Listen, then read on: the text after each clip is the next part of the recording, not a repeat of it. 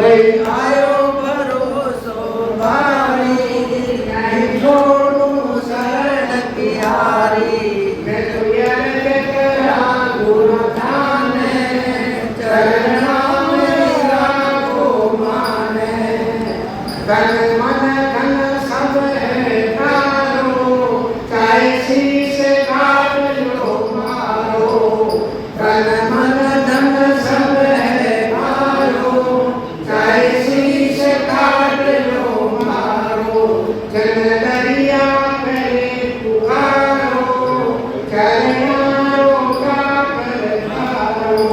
जन दरिया करे पुकारो, चरणों का कर धारो।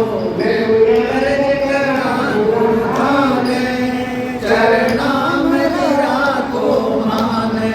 हे लो प्रकट प्रभु चाहे जाने, आलाद शरण सब जाने। बोलो सारे गुरु ने मेरे आज्ञा एक मानव धर्म का पाठ पढ़ाया, बालक करुणा सत्य ज्ञान सिद्धांत बतायो करके करुणा। सत्य न्याय का तोर बजाय दिया, बंदी छोड़ कहाने वाले। सत्य न्याय का तोर बजाय दिया, बंदी छोड़ कहाने वाले। निज बीज के वाक्य सुनाया है, जीवों को आनंद जगाया है। निज बीज के वाक्य सुनाया है, जीवों को आनंद जगाया है। भव बंधन बार लगाया है, कबीर कहाने वाले ने। भव बंधन बार लगाया है, कबीर कहाने वाले ने। सत्य न्याय का डोरिये बजाय दिया, बंदी छोड़ कहाने वाले। बंदी छोड़ कहाने वाले ने, बंदी छोड़ कहाने वाले ने। बंदी छोड़ कहाने वाले ने। सत्य न्याय का डोरिये बजाय दिया, बंदी छोड़ कहाने वाले। कोई अल्लाह के अनुमान किया, कोई है ब्रह्म जग रूप लिया। कोई अल्लाह के अनुमान किया, कोई है ब्रह्म जग रूप लिया। सब वादन को परखाए दिया, सब वादन को परखाए दिया। पारख परखाने वाले सब जीवन को। सत्य न्याय का तोर बजाय दिया, बंदी छोड़ कहाने वाले। प्रभु मानव पद का शोध करा, सब जीवन माही बोध करा। प्रभु मानव पद का शोध करा, सब लोकन माही बोध करा। मुर्दों का ज्ञान गतिरोध करा, जिंदा दर्शाने वाले। सत्य न्याय का डोरिये बजाय दिया, बंदी छोड़ कहाने वाले। गुरुसार सिद्धांत प्रकाश किया, गुरुसार सिद्धांत प्रकाश किया। गरीबा चेतन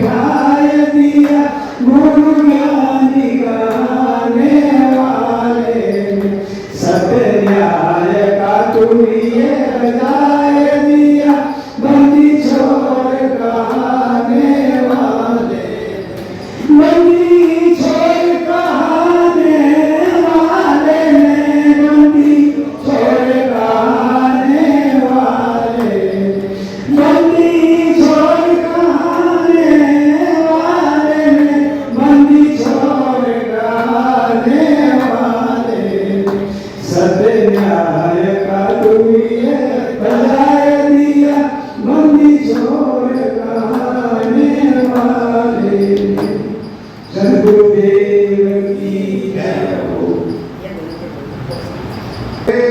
मन मस्त गया फिर क्यों डोले, मन मस्त गया फिर क्यों डोले।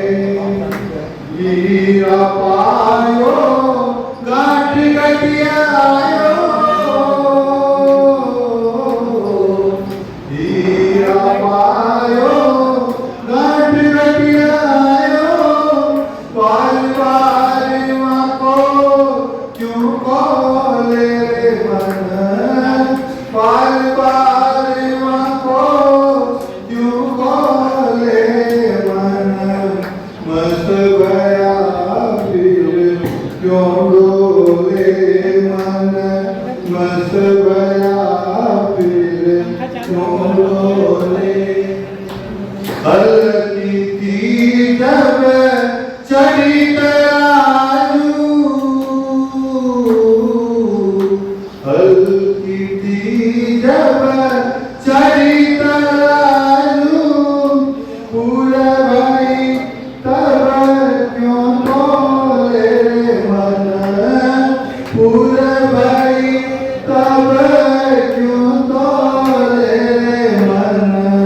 मस्त भया फिर क्यों डोले, मन मस्त भया फिर क्यों डोले।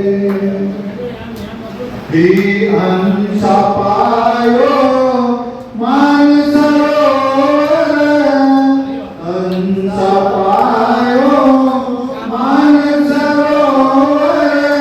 ताल तलैया क्यों डोले मन, ताल तलैया क्यों डोले मन। मस्त भया फिर क्यों डोले मन, मस्त भया फिर क्यों डोले।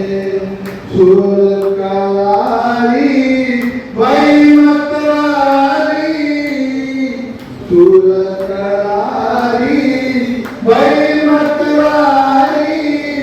मदमा पी गई बिन तोले मन, मदवा पी गई बिन तोले मन।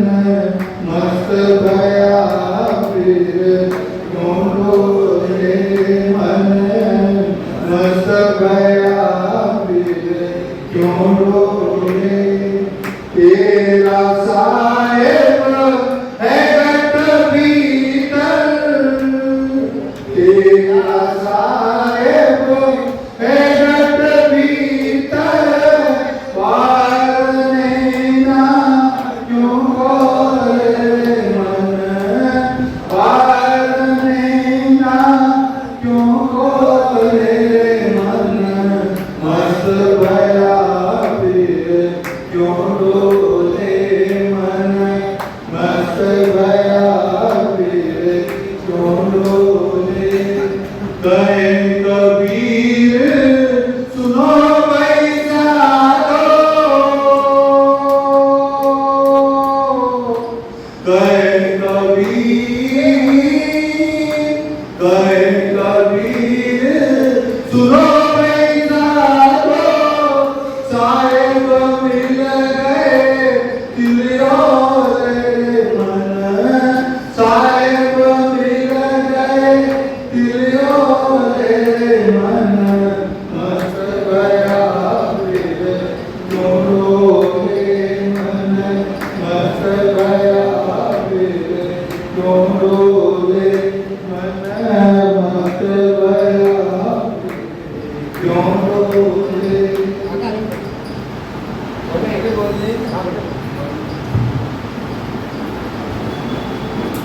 बोले सद्गुरु साहेब की जय, संत समाज की जय, बेबी समाज। प्रातः स्मरणीय पूज्यपाद सदगुरु कबीर साहब के श्री चरणों में सत्संग।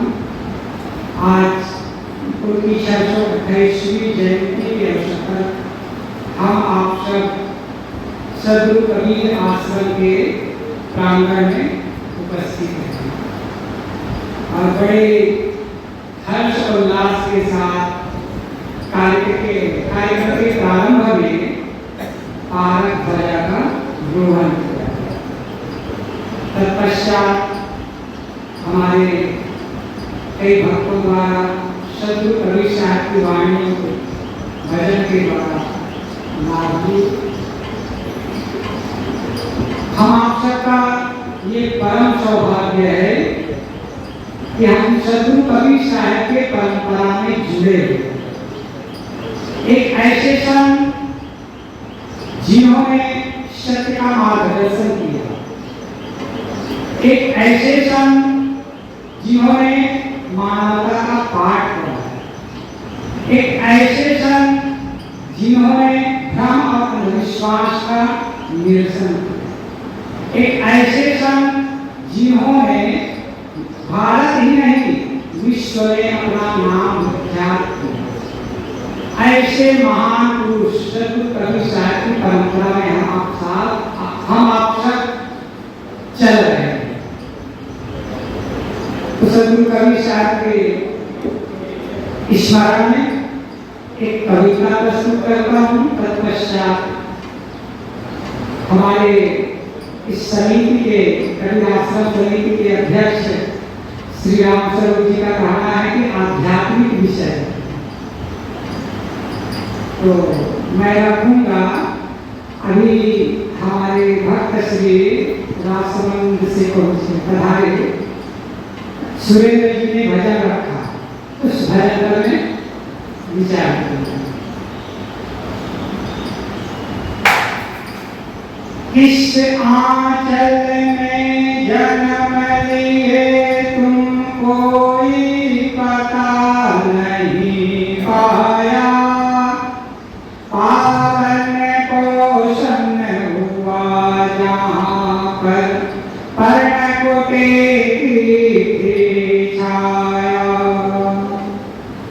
किस आंचल में जन्म लिए तुम कोई पता नहीं पाया, पालन पोषण हुआ जहाँ पर पर्ण कोटि की छाया।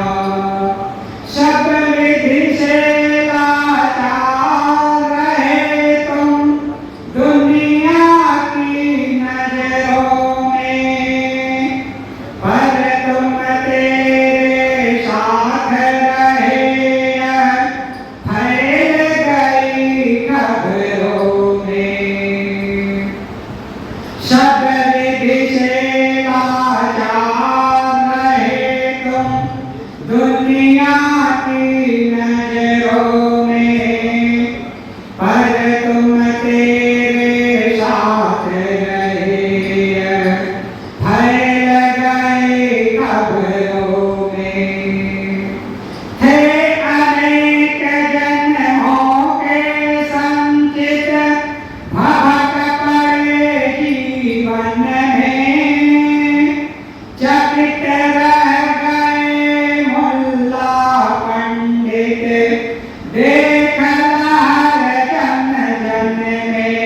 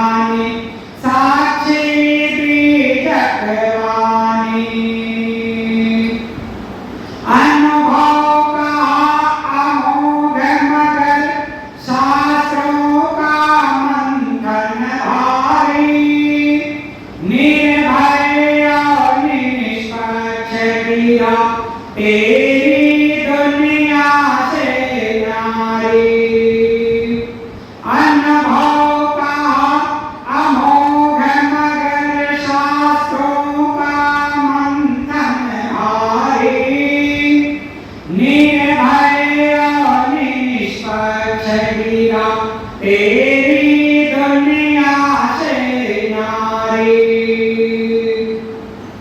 एक जाति है, एक धर्म है, एक तुल्य है आदम, कहा एकता का है तुमने मानव मध्यम आत्म। एक जाति है, एक धर्म है, एक तुल्य है आत्म, कहा एकता का है तुमने मानव मध्यम आत्म।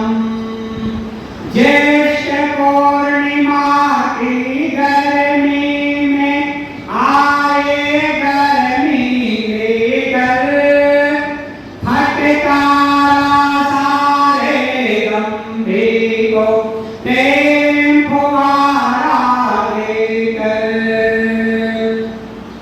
ज्येष्ठ पूर्णिमा की गर्मी में आए गर्मी लेकर, फटकारा सारे गंभीर को प्रेम फुहारा लेकर।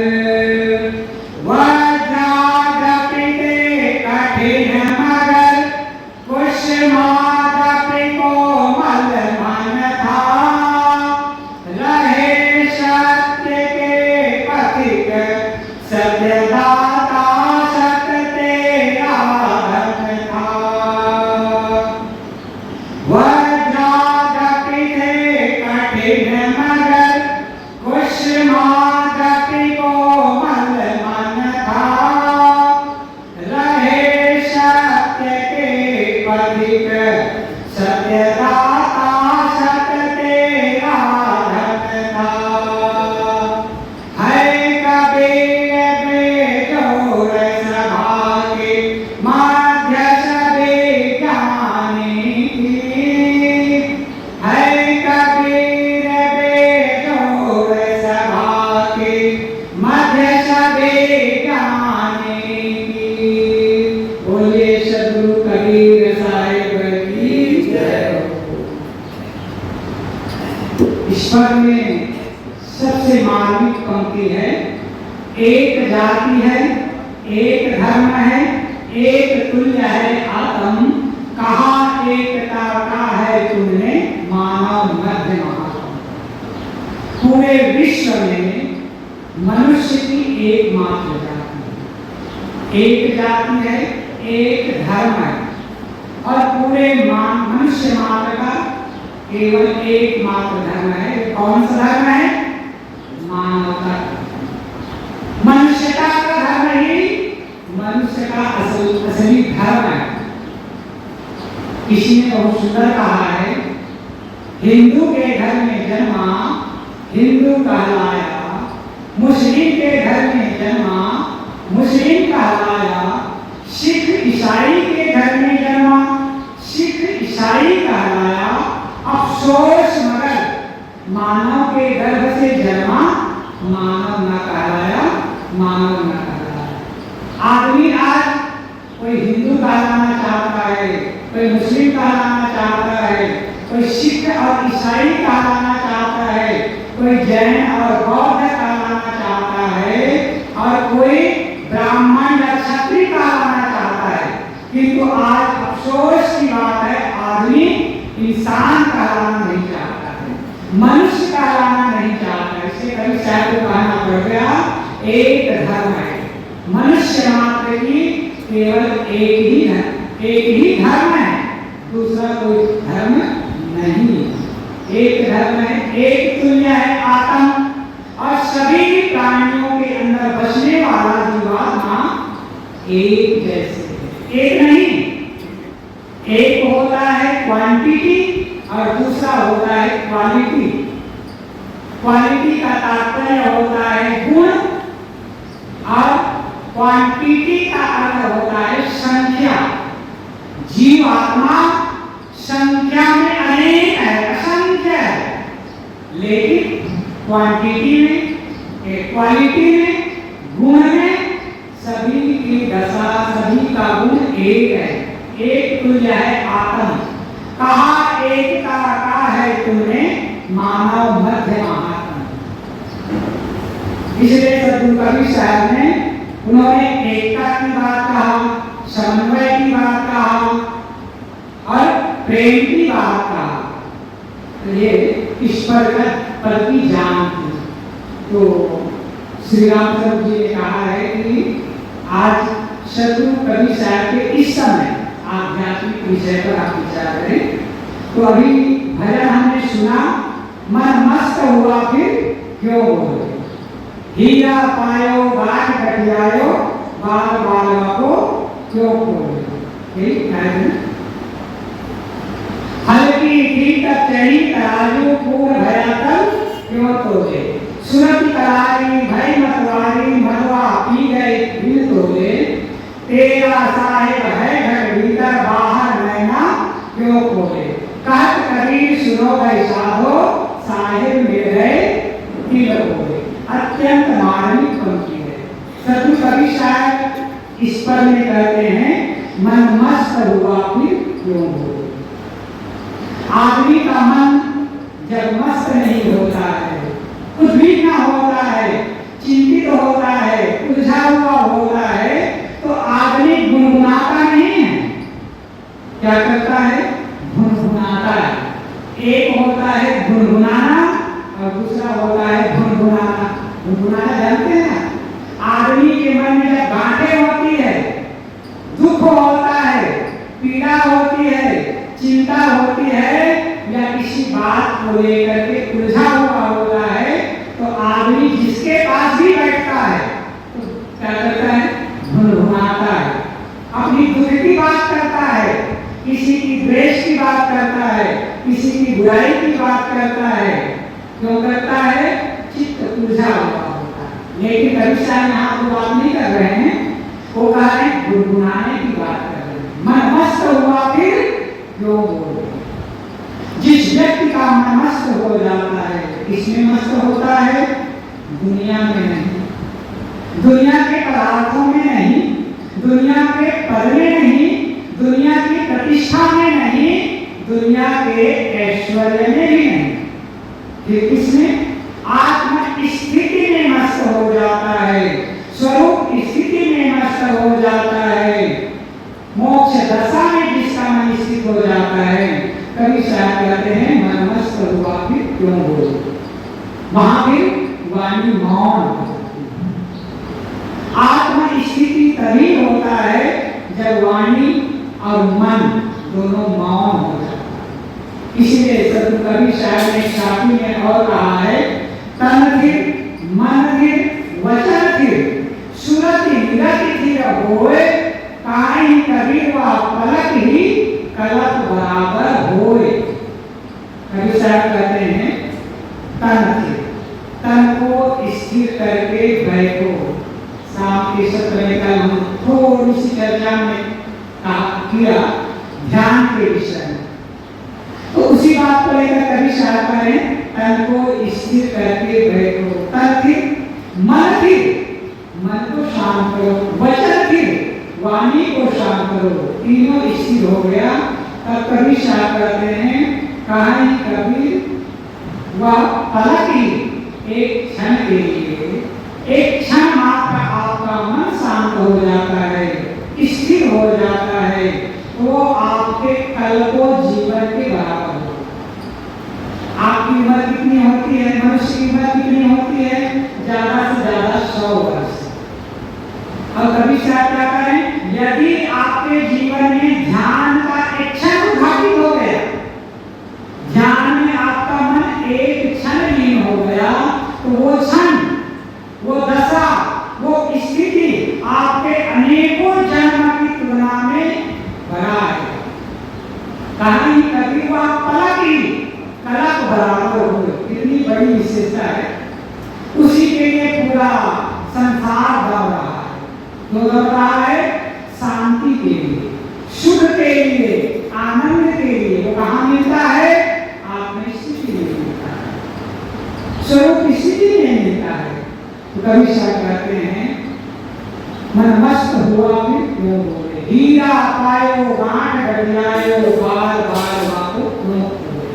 हीरा एक बहुमूल्य यौगिक धातु तो नहीं कहना चाहिए, तत्व है, बहुत कीमती होता है, किंतु हीरा की तुलना किया है सदगुरु कबीर साहब ने आत्मा से। हीरा पायो गांठ गड़ियायो, हीरा भी आत्मा की तुलना में तुच्छ है। हीरा का आकलन कौन करता है?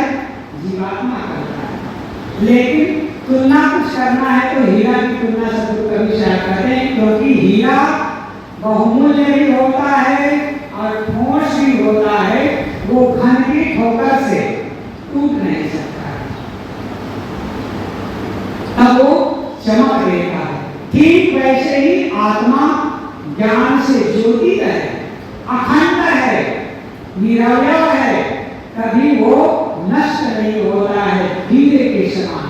हीरा पायो गांठ गड़ियायो, तुम्हें यदि आत्मबोध हो गया, आत्म स्थिति हो गई, आत्म तत्व को जान और समझ गए, कवि साहब कहते हैं हीरा पायो गांठ गड़ियायो। इसको कहाँ रखना है? अंतःकरण रूपी हृदय रूपी गांठ में बांध कर रखो, उसे यत्र तत्र खोल करके दिखाते मत हो। यह कहने का तात्पर्य है आत्मबोध की बात, आत्मज्ञान की चर्चा कहीं बाजार में नहीं किया जा सकता, कहीं साधारण लोगों के बीच करने का नहीं होता है। साधारण आदमी के पास आप चर्चा करेंगे तो कहेंगे अरे इसकी चर्चा क्यों करते हैं, इसकी क्या जरूरत, इससे हमें क्या मिलेगा, अरे धन कमाने की बात बताओ और धंधा को कैसे ज्यादा बढ़ाएं इसकी बात बताओ, व्यापार कैसे बढ़ाएं इसकी बात बताओ, संपन्न कैसे बने इसकी बात बताओ, लोगों में प्रतिष्ठित कैसे हुआ जाए इसकी बात बताओ, लेकिन आत्मज्ञान की बात मत बताओ। कहीं बीच बाजार में हम कहेंगे तो यही हमें लोग क्या करेंगे, सजेशन देंगे। इसलिए कभी साहब कहते हैं हीरा यदि तुम्हें मिला है, आत्मबोध तुम्हें हुआ है, उसे गांठ में रखो, अंतःकरण में रखो, हृदय में बांध कर रखो, बाहर यत्र तत्र खोल करके बताने की चर्चा करने के खेल में मत करो। हीरा पायो गांठ गड़ियायो बार बार वाको क्यों खोले, हल्की थी कचड़ी तराजू पूर्ण भया कर क्यों खोले। हल्की थी कचड़ी तराजू बहुत मार्मिक बनती है। आप हम सब बाजार जाते हैं, कोई सामान खरीदते हैं, तो जब तक बटखरे में बाट के बराबर सामान बराबर नहीं होता है, तब तक सामान बटखरे में चढ़ाया जाता है, और जब बाट के बराबर सामान हो जाता है तो तौलना पूरा हो जाता है। तो सदगुरु कबीर साहब तराजू का उदाहरण देकर हमें समझाते हैं, तुम्हें भी तराजू की तरह बनना पड़ेगा। हल्की थी कचड़ी तराजू पूर्ण भया तक तुम। जिस व्यक्ति के अंदर हल्कापन होता है, जिस व्यक्ति के अंदर ओछापन होता है, वो हमेशा तुलना करता है, अरे उनका धन हमसे ज्यादा है, या फिर हमारा धन हमसे ज्यादा है, हमारी संपन्नता उससे ज्यादा है, उनकी संपन्नता हमसे ज्यादा है, उसके पुत्र उसके बच्चे की अच्छी नौकरी लग गई, हमारे बच्चे की अच्छी नौकरी लग गई, हर चीज में तुलना करता है। कब करता है? आदमी के अंदर अधूरापन होता है, उसके चित्त में हमेशा तुलना चलता है, किसी भी बात को लेकर, धन को लेकर, पद को लेकर, प्रतिष्ठा को लेकर, पुत्र को लेकर, पदार्थ को लेकर, सम्मान को लेकर, हर स्थिति को लेकर तुलना करता है, तो आदमी के अंदर अधूरापन अभी बाकी है। कभी क्या करें,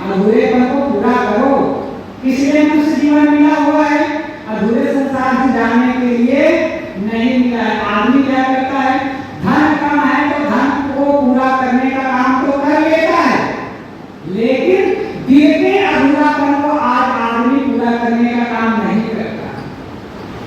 करना क्या चाहिए? गिरते अधूरापन को पूरा करना है। यदि गिर पूरा हो गया तो हमारे पास उनसे हम ज्यादा है या हमारे पास उनसे ज्यादा है कि तुलना नहीं करें। उनका उनका है, हमारा हमारा है। राम के समान कृष्ण नहीं हो सकता है, कृष्ण के समान राम नहीं हो सकते। फिर तुलना क्यों? सब अद्वितीय हैं। राम भी अद्वितीय थे, कृष्ण भी अद्वितीय थे और आप हम सब भी अद्वितीय हैं।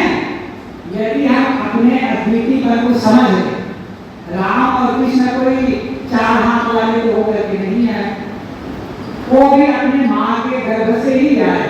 वो भी जैसे हमारा लालन पालन हुआ, हमारी शिक्षा दीक्षा हुई, हमारा जीवन हुआ, उससे भी उनका जीवन पढ़ो तो और ज्यादा गया मिलता। कितना दुख था राम के जीवन में, कितना उपद्रवमय था कृष्ण के जीवन में। आप हम शिक्षक के जीवन में है नहीं है, उनसे हमारा जीवन बेहतर विषय है। तो मैं कह रहा था, कवि साहब कहते हैं, हल्की थी कचड़ी तराजू पूर्ण भया तक क्यों तोड़े। जिसके अंदर पूरापन आ जाता है आदमी कभी तुलना नहीं करता। इसलिए तुलना छोड़ो और अपने आप को पूरा मानो। जितना है, जैसा है, जिस परिस्थिति में है, मानो हमारे पास पूरा है। पूरा साहेब से ये सब ही पूरा होए, ओछे से नेह लगाए के मूला हुआ है वो। यदि ओछे से नेह लगाएंगे तो अधूरे में हम जाकर के धोखा पाएंगे। तो अगली पंक्ति में कवि साहब कहते हैं, सूरत करारी भई मतवारी महुआ पी गई बिन तोड़े। एक उदाहरण और दे रहे कवि साहब, मन में मस्ती कब आएगी तो शराब का उदाहरण दे रहे। शराब पीकर भी आदमी मस्त हो जाता है और आत्म स्थिति में डूबकर भी आदमी मस्त होता है। दोनों में मस्त होता है। एक ज्ञान में मस्त होता है, एक शराब में मस्त होता है, एक दुर्व्यसन में मस्त होता है। शराब की नशा उतरने से उसकी मस्तानगी मिट जाती है, लेकिन आत्म स्थिति में जो मस्त होता है उसकी मस्तानगी कभी छीन नहीं होती है, लुटती नहीं है, मिटती नहीं है, विखंडित नहीं होती। ये अंतर होता है।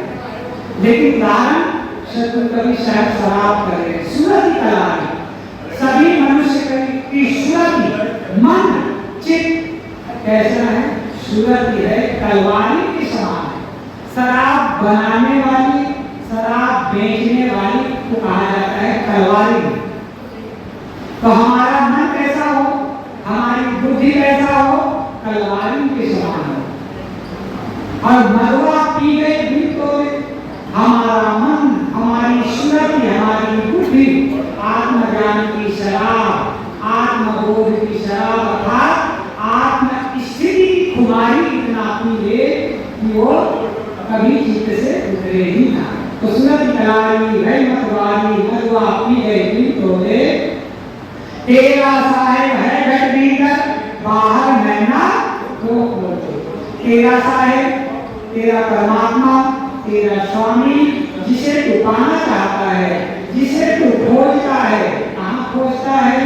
मंदिर में। कहाँ खोजता है? मस्जिद में, गुरुद्वारा में। सुख ढूंढ रहे तुम वन में, गिरगावर के कंदर में, पर पता नहीं तू पाया वह है तेरे अंदर में। तेरे ही अंतस्थल में सुख सागर लहराता है, पर तू विपन्न होकर के दर दर ठोकर खाता है। घर में, वन में, मंदिर में, सेठों के गोदामों में, मृग के कोषागारों में, नर के तारों तारों में, पूरब में व पश्चिम में, ठाकुर मंदिर द्वारों में। सुख शांति नहीं पाओगे जब मन विषयों से मुड़कर अपने में आ जाएगा। सब चंचलता को तजकर स्थिरता को पाएगा, तब सुख का स्रोत खुलेगा जो है अनंत अपने में। वो सुख कहाँ है? वो शांति कहाँ है? वो परम स्थिति कहाँ है? कवि साहब कहते हैं तेरा साहेब है घर भीतर, तेरा स्वामी, तेरा परमात्मा, तेरा मोक्ष, तेरा स्वर्ग तुम्हारे भीतर है। उसे जानो, समझो और करो। तेरा साहेब है घर भीतर, बाहर नैना क्यों खोले, बाहर आंख खोल कर उसे पाना क्यों चाहते हो। बाहर से मिलने वाली वस्तु दृश्य होगी, पर होगी, जड़ होगी, जड़ में, पर में, दृश्य में सुख नहीं मिल सकता है, आनंद नहीं मिल सकता है। इसलिए अपने अंतरात्मा को झांको, वहीं मिल जाएगा। अंतिम में कवि साहब कहते हैं कहत कबीर सुनो भाई साधो, साहेब मिल गए तीरों को। अंतिम पंक्ति में और सबसे मार्मिक बात कवि साहब कहते हैं, वो परमात्मा कैसे मिलेगा, वो भगवान कैसे मिलेगा, वो स्थिति कैसे मिलेगी और वो छिपा कहाँ है। कवि साहब कहते हैं कहत कबीर सुनो भाई साधो, ऐ साधो, ऐ संतों, ऐ लोगों, जरा विचार करो। जो परमात्मा तुम पाना चाहते हो, जिस ईश्वर को तुम खोजते हो, जिस आत्मा की खोज में तुम भटक रहे हो, वो कहाँ छिपा हुआ है, तिल के ओट में छिपा हुआ है। तिल कितना छोटा होता है, तिल प्रामाणिक तिल काला होता है, और आजकल भूरा भी तिल आ गया है, व्हाइट भी तिल आ गया है, 2-3 रंगों का तिल मिलता है, लेकिन तिल जिसमें ज्यादा तेल होता है वो काला होता है। तो कभी शायद बाहर कितना सटीक देते हैं, तुम्हारा परमात्मा तिल के ओट में छिपा हुआ है, तिल काला होता है अर्थात अंधकार धर्मा होता है। वो तिल क्या है, मोह माया का तिल है। तिल बहुत छोटा होता है, वैसे ही माया और मोह हमारे मन में लग जाता है, वो बहुत छोटा सा होता है। जैसे तिल आंख में पड़ जाए तो पूरी आंख को बंद कर देती है, आंख से दिखना बंद हो जाता है ना। ठीक वैसे ही हमारे मन मस्तिष्क में, हमारे अंतःकरण में जब माया और मोह का आवरण पड़ जाता है तो हमारा विवेक और विचार रूपी नेत्र बंद हो जाते हैं।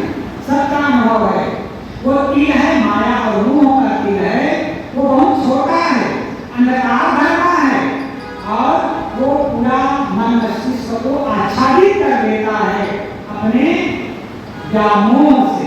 इसलिए माया मोह के तिल को हटा लोगे तो तुम्हारा परमात्मा, तुम्हारा स्वरूप, तुम्हारा भगवान, तुम्हारा ईश्वर तुम्हारे घर में ही मिल जाएगा। तो इस प्रकार से ये पद सद्गुरु कबीर साहब का अत्यंत मार्मिक पद मनमस्त हुआ कि क्यों बोले, हीरा पायो गांठ गटियायो, बार बार को क्यों खोले, हल्की ढीटी ठीक चढ़ी कराजो, पूर भया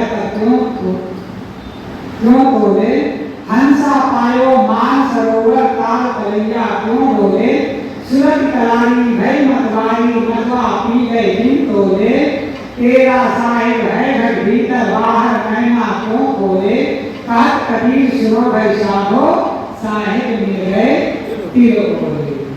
इन्हीं शब्दों के साथ मैं अपनी वाणी को विराम देता हूँ। बोलिए सद्गुरु कबीर साहिब की जय।